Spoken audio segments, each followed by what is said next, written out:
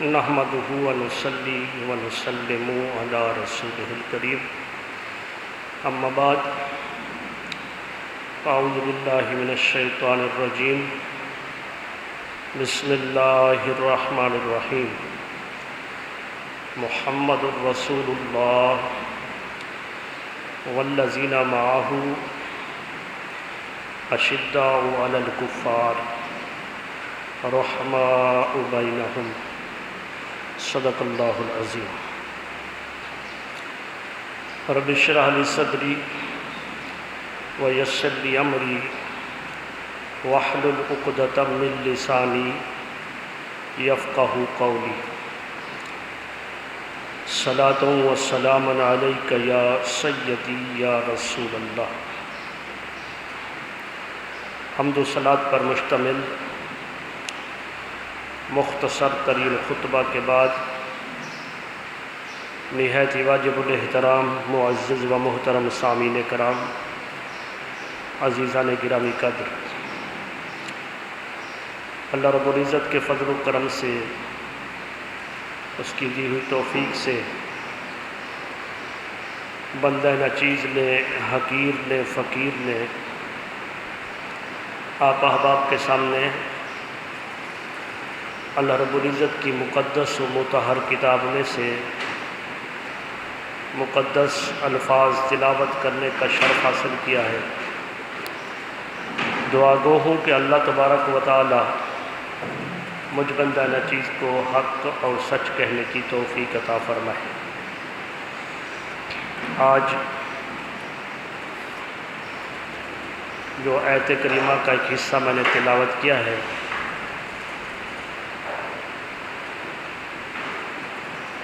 اس کا ترجمہ یہ ہے کہ محمد الرسول اللہ صلی اللہ علیہ وسلم، محمد صلی اللہ علیہ وآلہ وسلم اللہ کے رسول ہے۔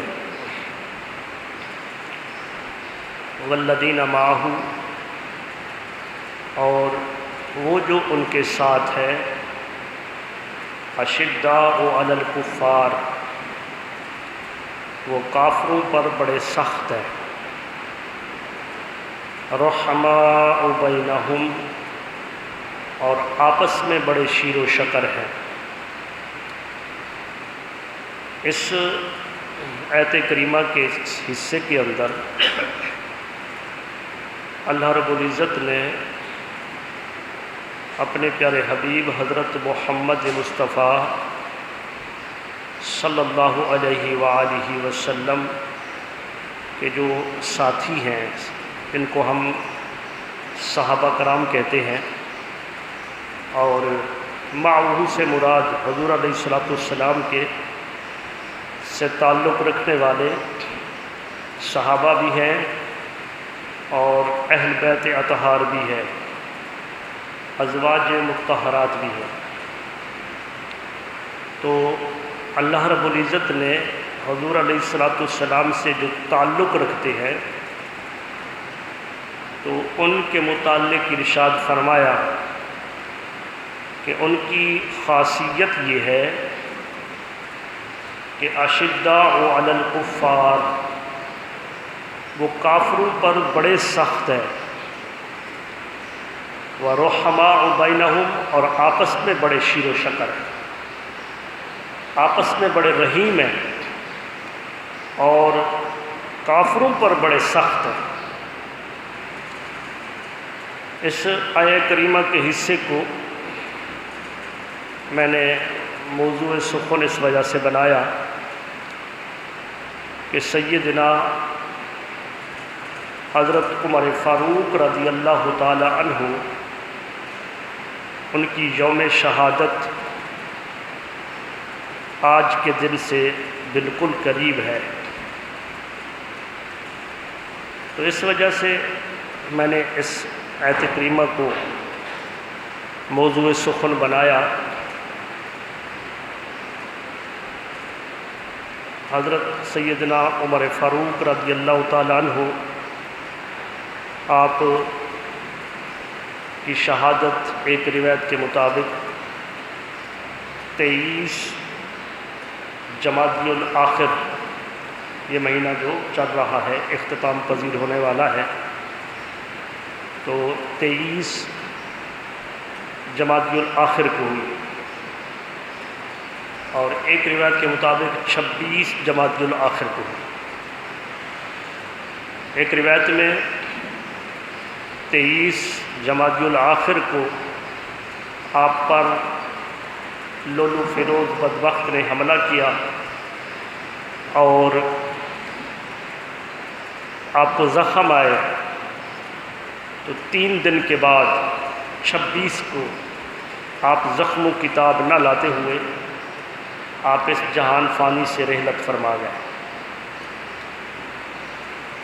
اور بعض روایت میں کوئی ایک اکا دکا یہ روایت بھی ملتی ہے کہ آپ کی جو شہادت ہے وہ 27 جمادی الآخر میں ہوئی یا 28 کو ہوئی، لیکن آپ کی تدفین جو ہے وہ 1 محرم الحرام کو ہوئی۔ بہرحال ہم نے آپ کی عظمت کے سحرے گانے ہیں، آپ کی دلیری اور بہادری کے تذکرے کرنے ہیں۔ وہ خلیفہ دوم سیدنا عمر فاروق رضی اللہ تعالی عنہ، جن کے متعلق آپ کثرت سے سن چکے ہیں کہ اپنے گھر سے نکلے تھے مصطفیٰ کریم صلی اللہ علیہ وآلہ وسلم کا سر لینے کے لیے، لیکن اللہ رب العزت کو منظور یہ تھا کہ آج عمر جو ہے اپنا سر دے کر آئے۔ کافروں نے اعلان کیا تھا،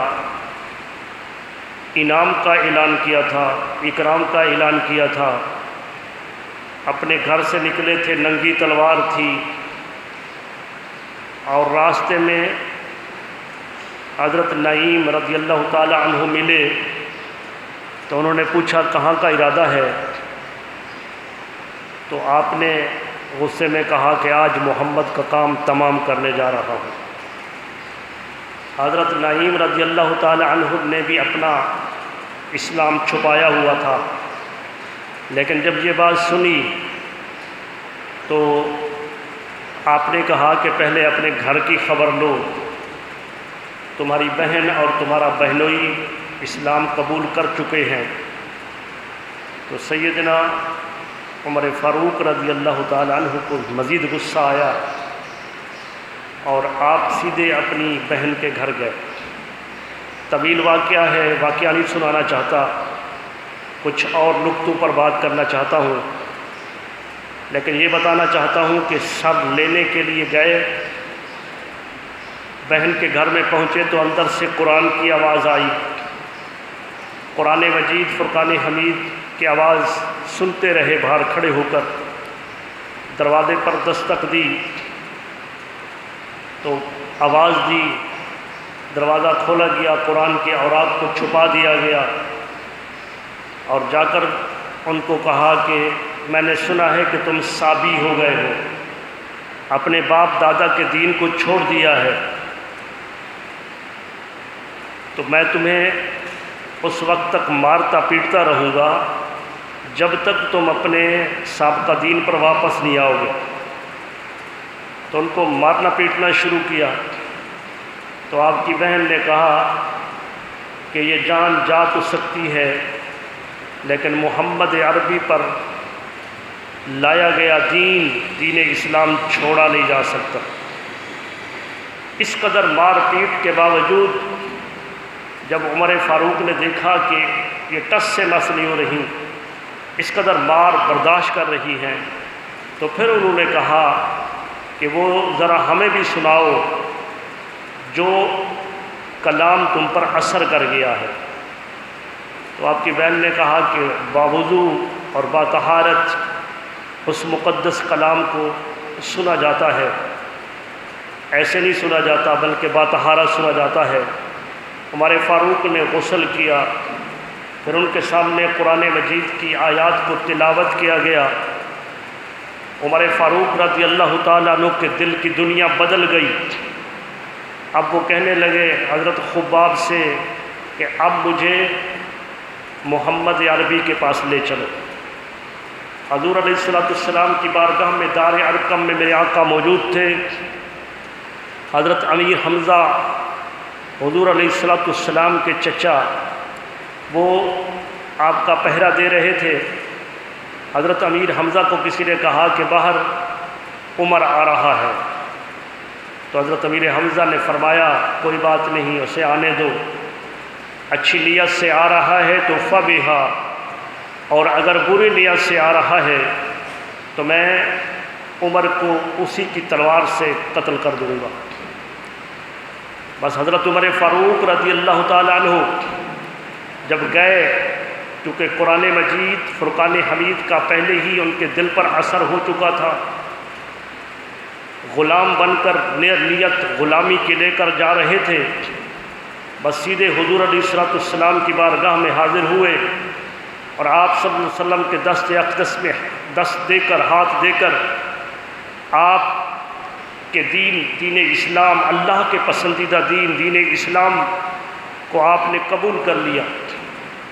تو عزیزان گرامی قدر، اسلام جو پہلے چھپا چھپا تھا، اسلام کہ مسلمان کھلم کھلا نماز ادا نہیں کر سکتے تھے، مسلمان علل اعلان عبادت خداوندی نہیں کر سکتے تھے، بیت الحرام کے اندر مسلمانوں کا نماز پڑھنا منع تھا۔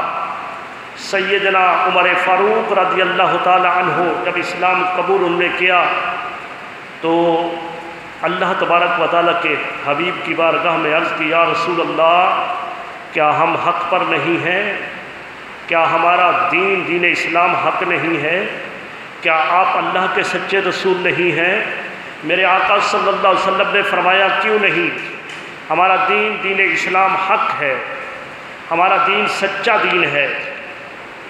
تو عرض کی، یا رسول اللہ، پھر ہم گھر کے اندر بیٹھ کر ہم یہ نمازیں کیوں پڑھ رہے ہیں؟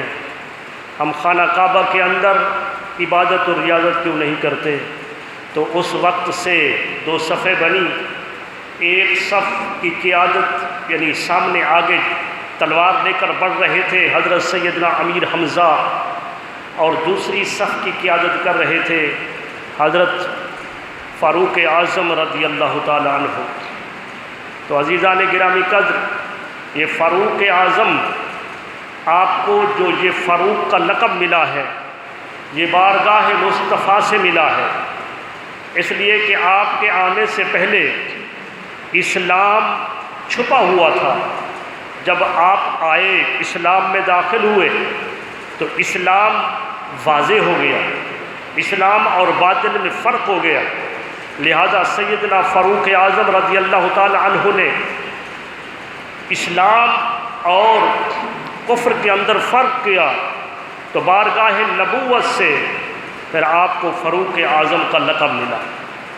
آپ کی تعریف و توصیف کے اندر، آپ کی عظمت و کردار کے اندر اگر صرف قرآن کو لیا جائے تو اس کے لیے بھی گھنٹوں کا بیان ہوتا ہے، احادیث مبارکہ کو لیا جائے تو گھنٹوں کا بیان اس پر مشتمل ہے۔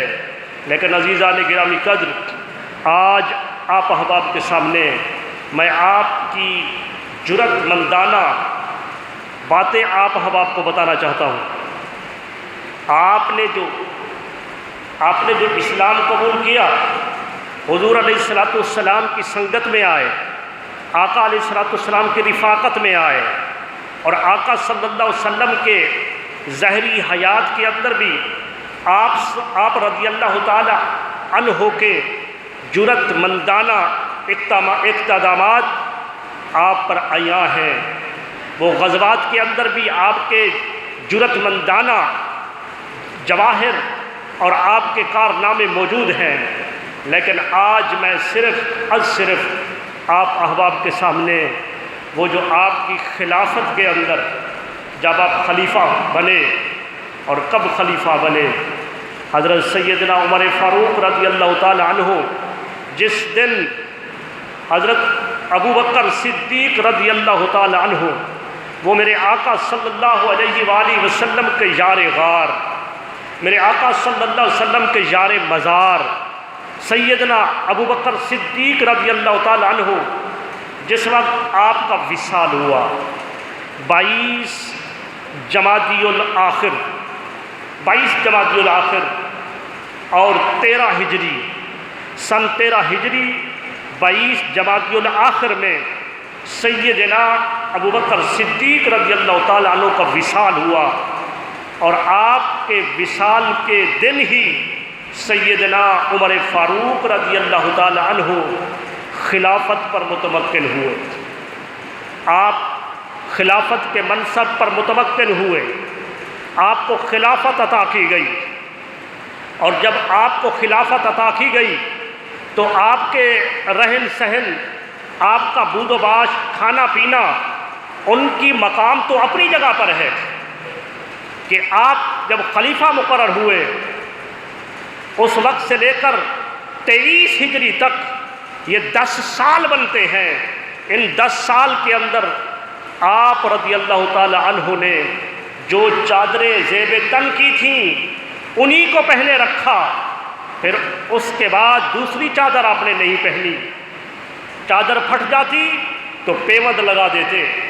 خلیفۃ المسلمین، مسلمانوں کے خلیفہ، جن کے نام سے کافروں پر رعب اور دبدبہ یہ تھا کہ کیسر و کسریٰ کے محلات کے اندر بھی لرزہ بپا ہو جاتا تھا، لیکن حالت یہ تھی کہ آپ رضی اللہ تعالی عنہ آپ پیوند لگی ہوئی چادروں کو آپ استعمال کر رہے ہیں۔ اسی حالت کے اندر آپ گھر کے اندر ہیں، اسی حالت کے اندر آپ باہر تشریف لاتے ہیں، آپ اسی حالت کے اندر لوگوں کے اوپر آپ عدالتی نظامات نافذ کرتے ہیں۔ معاملہ یہ ہے کہ ہیں خلیفۃ المسلمین، لیکن خوف اللہ تبارک و تعالیٰ کے سوا کسی چیز کا نہیں ہے۔ ہیں خلیفۃ المسلمین، جب نیند کا وقت آتا ہے تو سیدنا عمر فاروق رضی اللہ تعالیٰ عنہ اپنے سرہانے ایک اینٹ یا ایک پتھر کو رکھ کر بھی آپ آرام کے ساتھ نیند فرماتے ہیں۔ ایک ملک کا سفارشی، ایک ملک کا وہاں سے بھیجا ہوا کرندہ آیا آپ کے پاس پیغام لے کر، تو کیا دیکھا کہ آپ ایک درخت کے نیچے ایک پتھر کو سرہانہ بنا کر سو رہے ہیں، اور بڑی گہری نیند ہے۔ خاموشی کے ساتھ وہاں بیٹھے رہے، وہ دیکھتے رہے خاموشی کے ساتھ، لیکن ایسا ہوا کہ اس کے بعد جب بیدار ہوئے سیدنا فاروق اعظم رضی اللہ تعالی عنہ، تو اس شخص نے آپ کے ساتھ مصافحہ کیا، ملاقات کی، اور یہ کہنے پر مجبور ہو گیا کہ آپ اپنی سلطنت کے اندر، اپنے دارالخلافہ کے اندر، اپنی خلافت کے اندر آپ انصاف کرتے ہیں، یہی وجہ ہے دن ہو یا رات، گھر ہو یا جنگل، آپ کو آرام کی نیند آ جاتی ہے۔ اور ایک ہمارے خلیفہ ہیں، لوگوں پر ظلم و ستم کرتے ہیں، انہیں گھر کے اندر ایک نرم و نازک بستر کے اندر، ریشمی بستر کے اندر بھی انہیں نیند نہیں آتی۔ یہ سکون کے ساتھ سونا یہ اس بات کی غمازی کرتا ہے کہ آپ لوگوں پر انصاف کرتے ہیں۔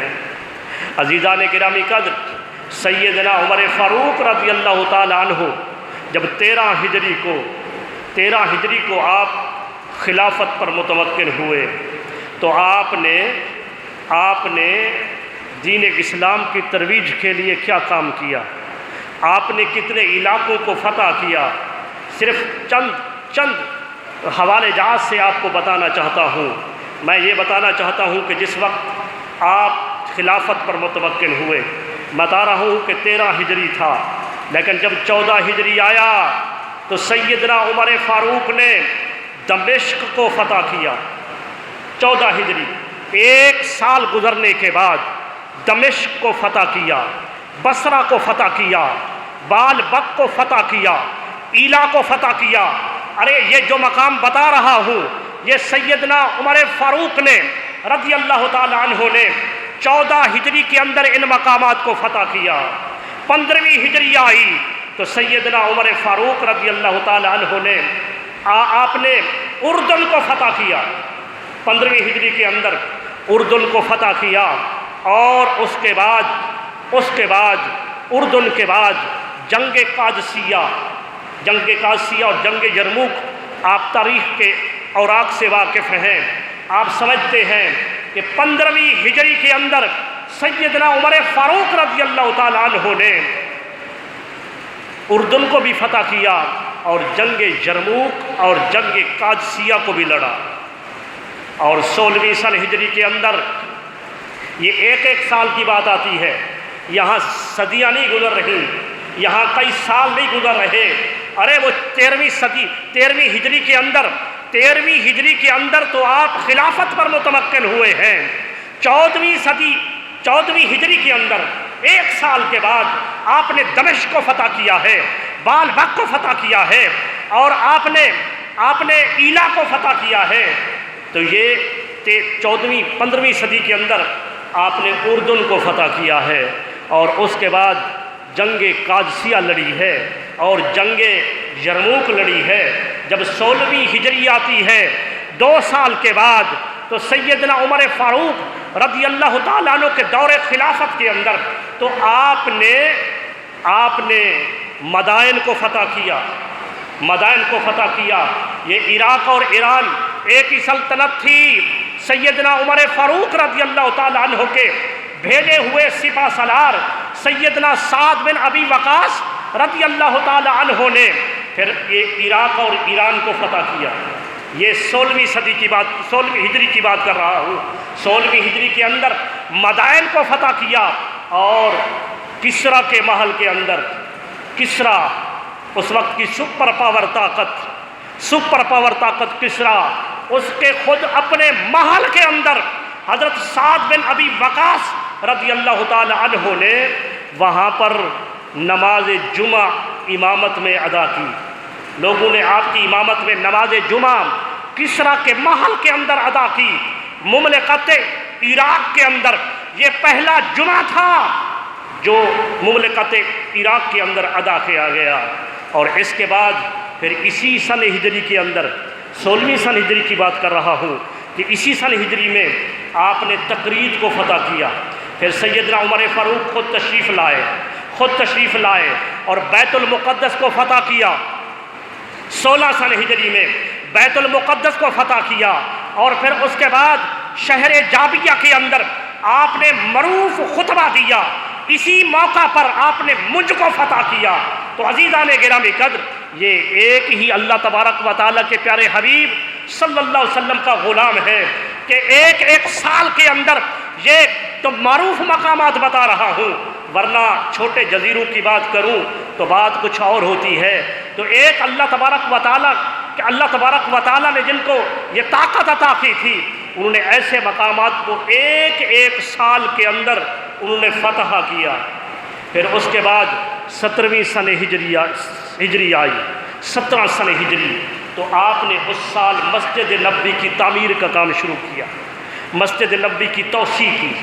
مسجد نبوی کی جب توسیع کر رہے تھے، یہ سال 17 سن ہجری کا آپ تاریخ اسلام کا مطالعہ کریں تو اس کو تاریخ اسلام کے اندر عام الریادہ یعنی قحط والا سال، قحط، یہ حجاز مقدس کے اندر اتنا شدید قسم کا قحط کبھی نہیں پڑا تھا۔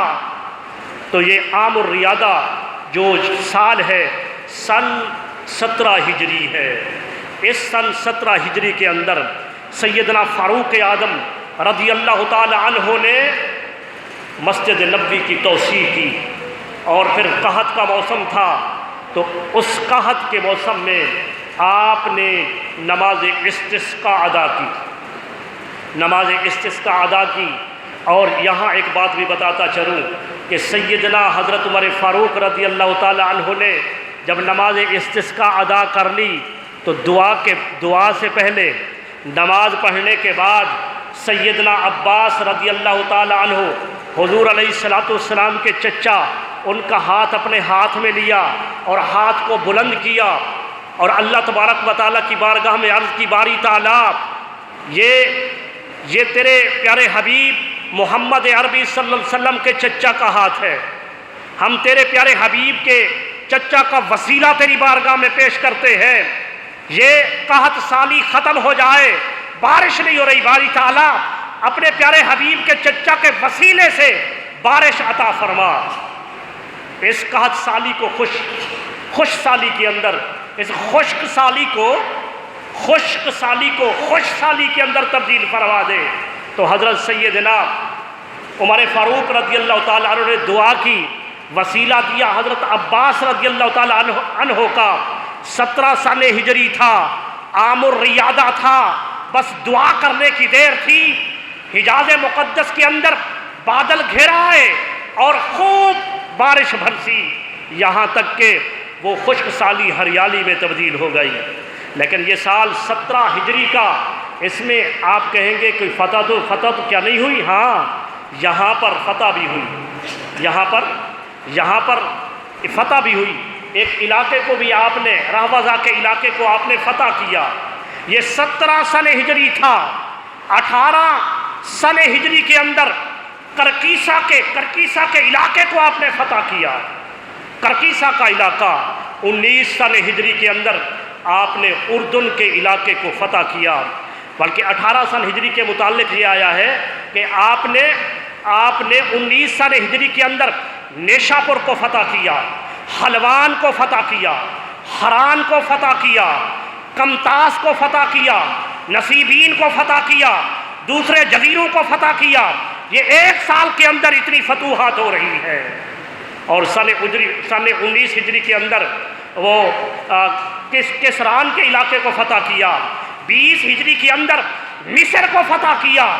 آپ تشریف نہیں لے گئے تھے، بلکہ آپ نے فوج کا سپہ سالار بنا کر حضرت سعد بن ابی وقاص، حضرت ایک اور صحابی کو، سعد بن ابی وقاص تو یہ کسرا کے محل کے اندر عراق کے اندر رہے تھے، ایک اور صحابی کو، ایک سپہ سالار کو آپ نے وہاں بھیجا اور انہوں نے وہاں جا کر مصر کو فتح کیا۔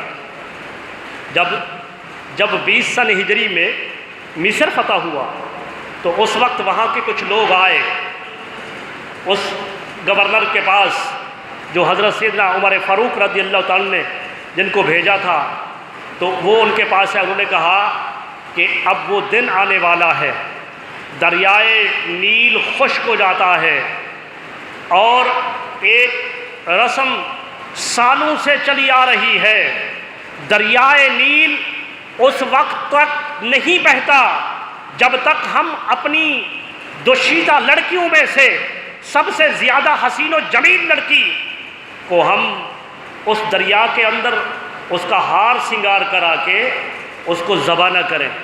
ہم ہر سال ایک نوجوان دوشیزہ کنواری لڑکی کو اس دریا کی بھیٹ چڑھاتے ہیں۔ تو آپ نے فرمایا نہیں، دین اسلام ایسی خرافات کی اجازت نہیں دیتا۔ انہوں نے کہا پھر کیا ہوگا؟ ہم تو خشک سالی کے اندر، قحط سالی کے اندر ہم چلے جائیں گے، دریا پانی نہیں دے گا تو ہماری زمینیں کیسے سراب ہوں گی؟ تو اس گورنر نے خلیفۃ المسلمین کو خط لکھا کہ یہاں کا دریائے نیل کا معاملہ تو یہاں ایسا ہے۔ حضرت امیر المومنین سیدنا عمر فاروق رضی اللہ تعالیٰ عنہ نے اس دریا کو خط لکھا جو آج آثار صحابہ اور تاریخ اسلام کے اندر موجود ہے۔ آپ نے خط کو لکھا، اے دریا، اگر تو اپنی مرضی سے چلتا ہے تو تیرے پانی کی اور تیرے چلنے کی ہمیں ضرورت نہیں، اور اگر تجھے میرا رب چلاتا ہے تو میں رب واحد جو قہار اور جبار ہے اس سے استدعا کرتا ہوں کہ وہ تجھے جاری کر دے۔ پھر آپ نے اس حکمران کو، اس گورنر کو وہ خط بھیج دیا۔ انہوں نے اس خط کو پڑھا، پڑھنے کے بعد اس نے ایک دن پہلے جب وہ بچی کو اس کے اندر ذبح کیا جانا تھا، ایک دن پہلے وہاں جا کر انہوں نے وہاں پر اس خط کو ڈال دیا۔ رات کے وقت پانی جب رات جاری ہوا، رات کے وقت پانی آ گیا، صبح سے پہلے پانی آیا اور 16 گز پانی پہلے کے معمول سے زیادہ ہوا، اور اس وقت سے جاری ہوا، آج تک دریائے نیل خشک نہیں ہوا۔ سیدنا عمر فاروق رضی اللہ تعالیٰ عنہ نے یہ مصر کو فتح کیا، اور اس کے بعد یہ جو وہاں کا معاملہ تھا، اس ایک خرافت کو، ایک جو دین اسلام کے خلاف خرافت تھی، اس کو دین اسلام نے اس طرح ختم کیا۔ تو عزیزان گرامی قدر، 21 ہجری کے اندر اردن کا ملک جو ہے وہ فتح ہوا۔ 22 ہجری کے اندر جو ہے 22 ہجری کے اندر آذربائیجان فتح ہوا۔ 23 ہجری کے اندر یہ سجستان مکران فتح ہوا، اور یہ 23 ہجری تھی کہ آپ حج پر تشریف لے گئے۔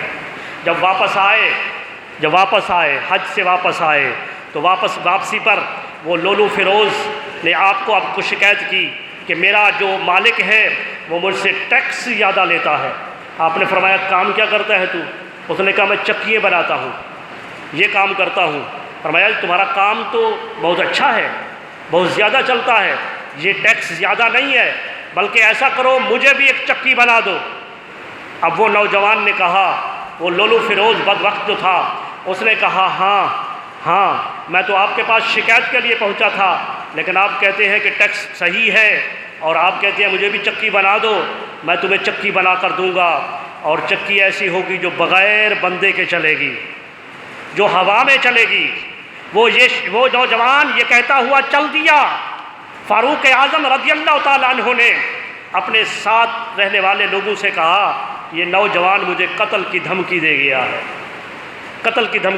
ہے۔ بس ایک آدھ دن گزرا، حضرت سیدنا عمر فاروق رضی اللہ تعالیٰ عنہ نماز کی صفیں درست کر رہے تھے۔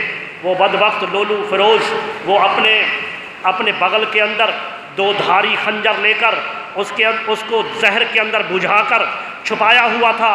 جو ہی ان کے قریب آپ صفوں کو درست کر رہے تھے، صفوں کو بالکل برابر کر رہے تھے، پاؤں سے پاؤں اور قریب کھڑنے کی تلقین کر رہے تھے، جس وقت آپ قریب آئے اس نے زور سے آپ کے پیٹ مبارک کے اندر وہ خنجر پیوست کر دیا۔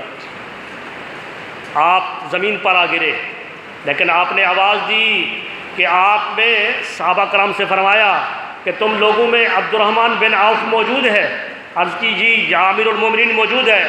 فرمایا اس کو کہو نماز کی امامت فرمائیں، اور تم سب جا کر ان کی اقتداء میں نماز پڑھو۔ عبد الرحمن بن عوف، ارے یہ تھے اللہ کے مقرب بندے، ادھر پیٹ کے اندر خنجر پیوست ہے، خون کے دھارے نکل رہے ہیں، نماز کا وقت ہے، عین نماز کے اندر فرمایا میری حالت کو چھوڑ دو، جاؤ خدا کی نماز ادا کرو۔ اور تو صحابہ کرام نے حضرت عبد الرحمن بن عوف کی اقتداء میں نماز ادا کی۔ یہ روایت کے اندر تاریخ الخلفاء کے اندر جو بتایا گیا ہے تو یہ 23 ذی الحجہ تھا، اور آپ 3 دن کے بعد 26 ذی الحجہ کو آپ اللہ تبارک و تعالیٰ سے جا ملے، آپ کا انتقال ہو گیا۔ بعض روایتوں میں 27 ذی الحجہ ہے، اور بعض میں یہ آیا ہے کہ 27 کو آپ کو زخم لگے اور آپ کی تدفین 1 محرم کو ہوئی، لیکن معروف روایت یہ ہے کہ آپ 23 ذی الحجہ کو آپ کو زخم آئے، اور پھر اس کے بعد آپ 26 ذی الحجہ کو آپ اللہ تبارک و تعالیٰ کی بارگاہ میں آپ جا پہنچے۔ عزیزان گرامی قدر، آپ نے سنا کہ ایک اللہ تبارک و تعالیٰ کا مقرب بندہ، یہ وہ بندہ ہے، یہ عظمت والا وہ بندہ ہے جن کے خلافت مدینہ ہے۔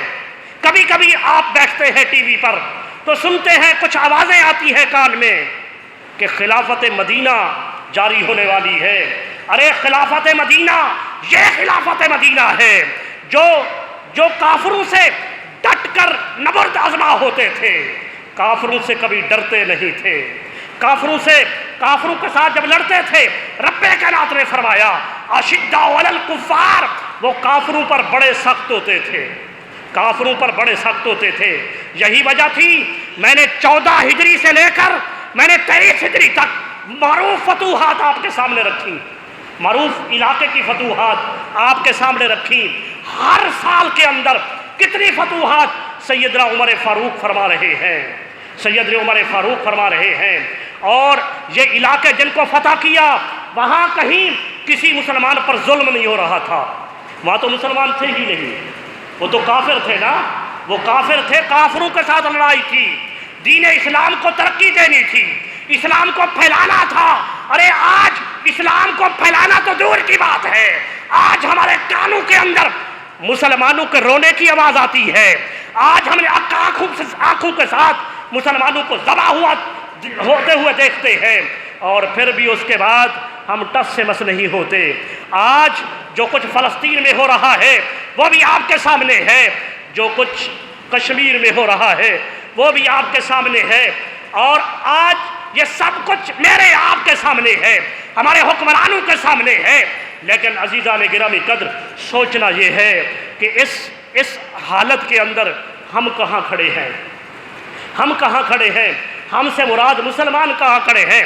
ارے اس حالت کے اندر اگر ہم عرب کو دیکھتے ہیں، جس مقام پر امام الانبیاء صلی اللہ علیہ وسلم کو اللہ تبارک و تعالی نے مبعوث کیا، جس مقام پر اللہ تبارک و تعالی نے قرآن کو نازل فرمایا، جس مقام کو رب کائنات نے تمام دوسرے تمام ممالک سے متمیز اور ممتاز کیا، بلند کیا، جس مقام کو رب کائنات نے عظمت بخشی، آج ان حکمرانوں کی طرف دیکھتے ہیں تو اس حالت کے اندر جہاں مسلمانوں کی گردنیں اڑ رہی ہیں، کئی ہفتوں سے وہاں کرفیو نافذ ہے، وہاں میڈیا کو بھی اجازت نہیں کچھ بتا سکے، خدا جانے کہ کیا کچھ ہو رہا ہے۔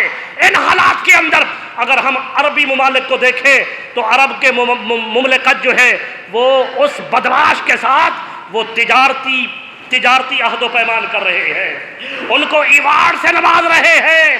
ارے یہ مملکت عرب ہے کہ ان کو ایوارڈ دیا جا رہا ہے۔ میں سمجھتا ہوں کس چیز کا ایوارڈ دے رہے ہو؟ اسی بات کا کہ مسلمانوں پر ظلم کر رہے ہو۔ اے موذی، کیا اس وجہ سے کہ تو مسلمانوں پر ظلم کر رہا ہے اور مسلمانوں کے جسم پر ٹس مس نہیں ہوتی؟ اور اگر اس عجم کو دیکھیں، عرب کا حال یہ ہے، عجم کو دیکھیں اور اپنے آپ کو دیکھیں، اپنے ملک پاکستان کو دیکھیں۔ ہمارا کشمیر کے ساتھ ایک تعلق ہے، میں کتابوں میں پڑھا کرتا تھا، ہمارے بزرگ کہا کرتے تھے کہ کشمیر جو ہے وہ پاکستان کی شاہرگ ہے، پاکستان کی شاہرگ ہے۔ تو کیا ایسے ہی کہہ دیتے تھے؟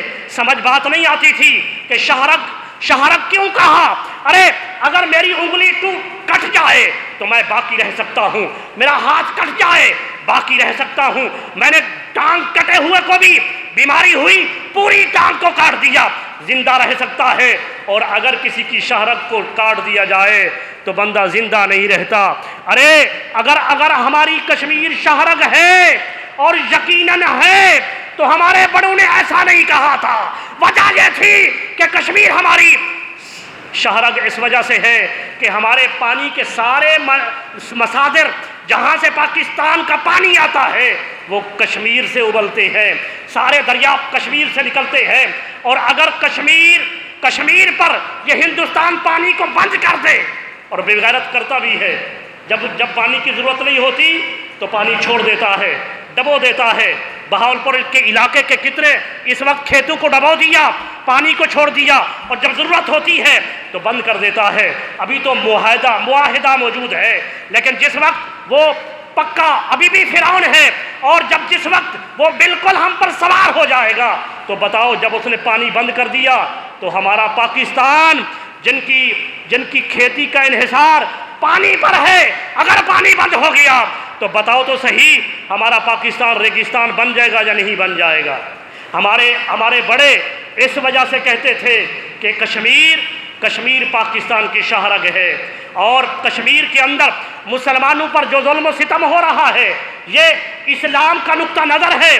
ہم ٹی وی پر دیکھ کر تجزیہ کاروں کو بھی سنتے ہیں، دانشوروں کو بھی سنتے ہیں، ہم اپنے حکمرانوں کے بیان بھی سنتے ہیں، کہتے ہیں کہ جنگ جو ہے وہ اس مسئلے کا حل نہیں ہے۔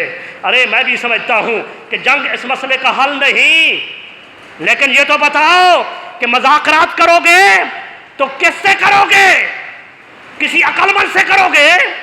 تمہارے مذاکرات جو 70 سال سے چل رہے ہیں وہ ایک عقل مند قوم سے چل رہے ہیں۔ ارے وہ قوم جو گائے کا پیشاب پینے والی ہو، جس کو حرام اور حلال کے اندر تمیز نہ ہو، وہ تمہارے ساتھ مذاکرات کیا کریں گے؟ جب درندے اژدہا اپنے منہ کو پھاڑ کر تم پر حملہ آور ہو جائے تم اب بھی کہو نہیں جنگ مسئلے کا حل نہیں، اب بھی مذاکرات کرنے ہیں۔ ارے قرآن کا تو یہ فلسفہ نہیں ہے، قرآن مجید نے تو یہ نہیں فرمایا ہے، قرآن مجید نے تو دو ٹوک فرمایا ہے، قرآن مجید نے دو ٹوک فرمایا افلا لا تقاتلون فی سبیل اللہ، اے مسلمانوں تمہیں کیا ہو گیا ہے کہ تم اللہ کے راستے میں جہاد نہیں کرتے۔ فرمایا کتب علیکم القتال ہوا کرہ لکم، اے مسلمانوں تم پر جہاد فرض ہو گیا ہے، درا حال ہے کہ تمہیں یہ تھوڑا مکروہ لگتا ہے، سخت لگتا ہے۔ اور آگے قرآن نے فرمایا کہ کوئی چیز ایسی ہوتی ہے کہ جو میں ناپسند ہوتی ہے لیکن اس کا نتیجہ اچھا نکلتا ہے، اور کوئی چیز وہ ہوتی ہے جو تمہیں پسند ہوتی ہے لیکن اس کا نتیجہ درست نہیں نکلتا۔ تو عزیزان گرامی قدر، آج ہم سوچتے ہیں کہ اگر جنگ ہو گئی تو ہم ان کے پاس بھی ایٹمی طاقت ہے، ہم بھی ایٹمی طاقت ہیں۔ ارے رب کائنات کی بارگاہ میں اللہ تبارک و تعالیٰ کی ذات پر بھروسہ رکھو۔ جو کچھ 65 میں ہوا، جو کچھ 71 میں ہوا، فوجی وہ بزرگ فوجی جن کی زبانی ہم نے سنا کہ جنگ ہوتی تھی، ادھر سے گولہ آتا تھا اور ادھر اللہ تبارک و تعالیٰ کی مدد سے اس بارود اور گولے کو، اس گولی کو کوئی ایک اللہ تبارک و تعالیٰ کا مدد کردہ کوئی فرشتہ، اللہ تبارک و تعالیٰ کی مدد کردی امداد اس کو روک لیتی تھی۔ ارے رب کائنات نے جب وہ 313 تھے تو رب کائنات نے اس وقت مدد کی جب پورا کا پورا عالم ان کے خلاف تھا۔ سیدنا فاروق اعظم رضی اللہ تعالیٰ عنہ کا جو آپ نے 13 سے 23 تک جو آپ نے فتوحات سنی، کیا اس وقت ایسے مسلمان تھے؟ وسائل ایسے تھے؟ ارے آج اللہ تبارک و تعالیٰ نے وسائل سے مالا مال کیا ہے۔ تو عزیزان گرامی قدر، کہنا تو بہت کچھ چاہتا تھا لیکن صرف یہ کہنا چاہتا ہوں کہ اگر اللہ تبارک و تعالیٰ پر بھروسہ ہو جائے تو عین ممکن ہے، اللہ تبارک و تعالیٰ قادر مطلق ہے کہ وہ ایٹم کو پھٹانا چاہے نہ پھٹے، اور ہماری طرف سے اللہ تبارک و تعالیٰ کی مدد ہو جائے، اور یقیناً ایسا ہوگا، لیکن اس سے پہلے اپنے آپ کو تیار کرنا ہوگا۔ اللہ تبارک و تعالیٰ اپنی شان رحیمی کریمی کے تصدق سے کشمیر کے مسلمانوں پر رحم و کرم فرمائے۔ ہمارے حکمرانوں کو اللہ تبارک و تعالیٰ یہ توفیق دے۔ پوری قوم پیچھے کھڑی ہے، پوری قوم، بچہ بچہ قوم کا، سوائے چند بزدل دولت مند لوگوں کے علاوہ، وہ جنہیں دولت دل میں چبھتی ہے ان کے علاوہ وہ چند لوگ ہیں انگلیوں پر گنے جاتے ہیں، ان کے علاوہ اور دولت مند بھی ہیں جو اپنی دولت کو راہ خدا میں لٹانا چاہتے ہیں، جانوں کو لٹانا چاہتے ہیں، اپنے بچوں کی قربانیاں دینا چاہتے ہیں۔ پوری قوم حکومت کے پشت پر کھڑی ہے۔ اللہ تبارک و تعالیٰ ہماری افواج پاکستان کو کامیابی عطا فرمائے۔ اللہ تبارک و تعالیٰ کشمیر پر جو ظلم و ستم ہو رہا ہے، اللہ تبارک و تعالیٰ کشمیریوں کو ظلم و ستم سے نجات عطا فرمائے۔ وما علینا الا البلاغ۔